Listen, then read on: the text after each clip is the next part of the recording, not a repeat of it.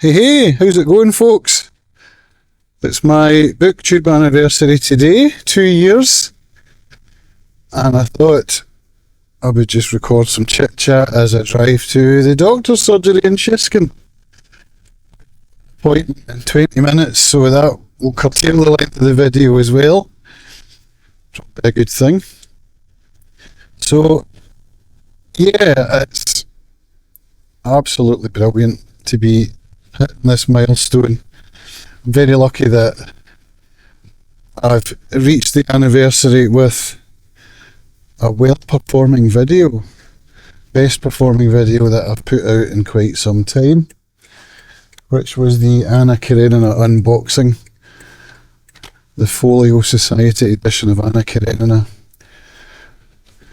which is one of my favourite books. I just finished reading it actually at the end of the year. I read the Rosamund Bartlett translation along with Henry Elliott on Substack, because he was doing a read along through the year. In fact, it's still going. There's one more instalment to go, but I finished it at the end of the year because I couldn't wait. I wanted to clear the decks, you know. So, how has year 2 been? Fantastic. I did put out a goals video at the end of the year last year to talk about whether I'd reached my goals for 2025 or not. So largely I had, and I also put out some goals for 2026. So you can hear all about that in those videos. I don't need to retread that ground. What I just want to say is that being a bookish creator has been all the things I hoped it would be and more. You know, my goal for starting the channel was to read more closely, to read more deeply, and as it turns out, to read more slowly, particularly with the advent of discovering Simon Hazel's War and Peace read along, which is a very slow read, 1 year. And it's been absolutely brilliant. In fact, I'm reading War and Peace again in the same way this year, which is 1 chapter a day. And this is one of the things that has happened over the second year, because I've been running group reads on Substack and on YouTube. I finished Crime and Punishment, which I started the year before, and then I went on to The White Guard, which was incredible because I'd never read it before. And I thought, can you do a book read for a book you've never read? Turns out you can.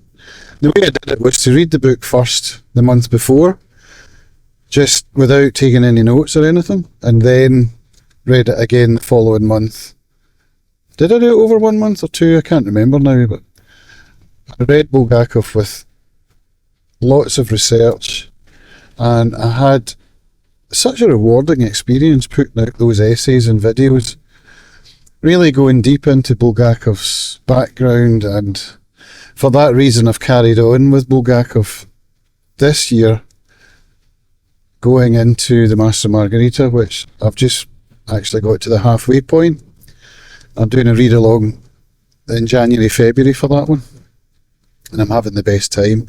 Reading The White Guard first was a good way of immersing myself in Bulgakov's world, and carrying that on just makes perfect sense.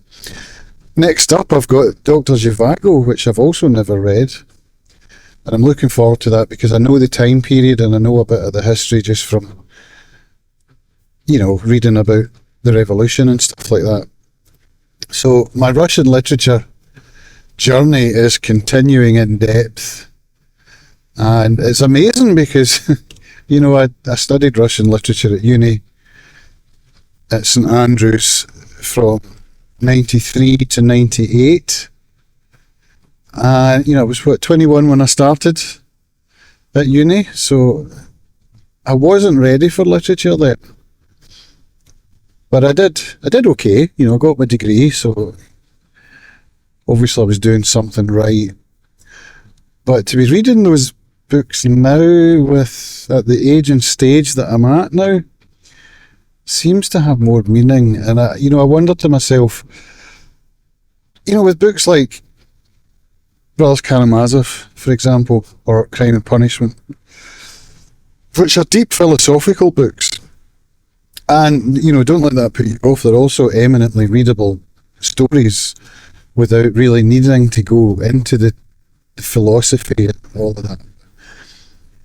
If you do, it's much more rewarding. And obviously I was studying those books when I read them the first time, so I must have been going into some depth in some way, but I just didn't have the life experience or the education or the knowledge, or would I even say the motivation? I don't know.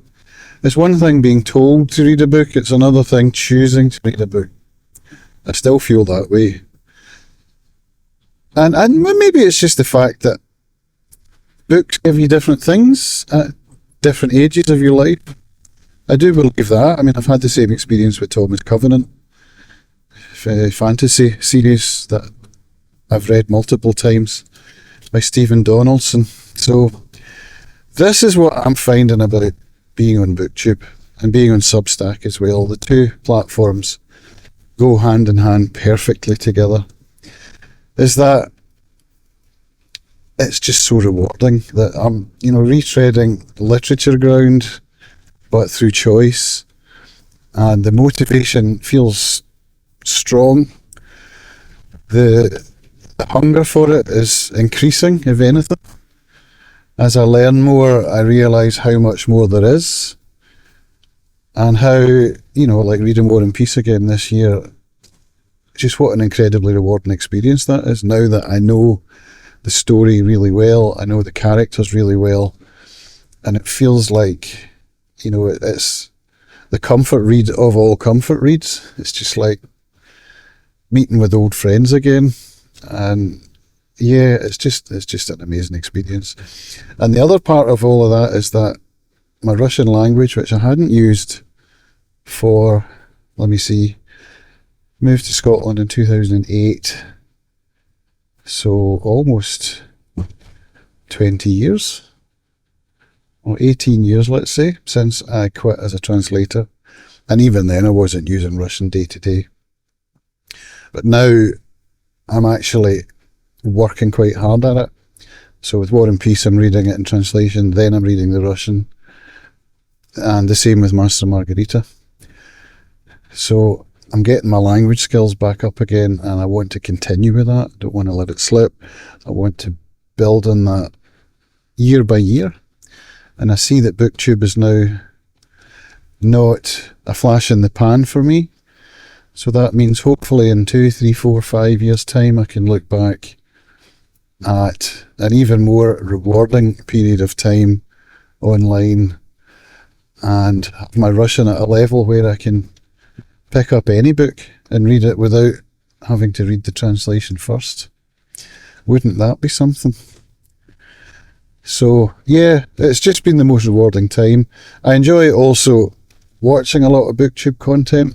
I won't name any creators here because I'm sure I'll miss some.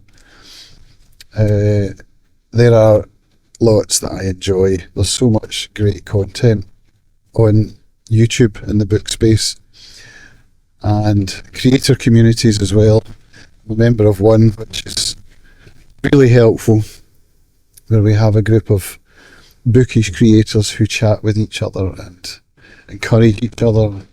We talk about some of the back end stuff, some editing tips with DaVinci Resolve and thumbnail advice and that kind of stuff. So it's just, it's the most rewarding thing ever.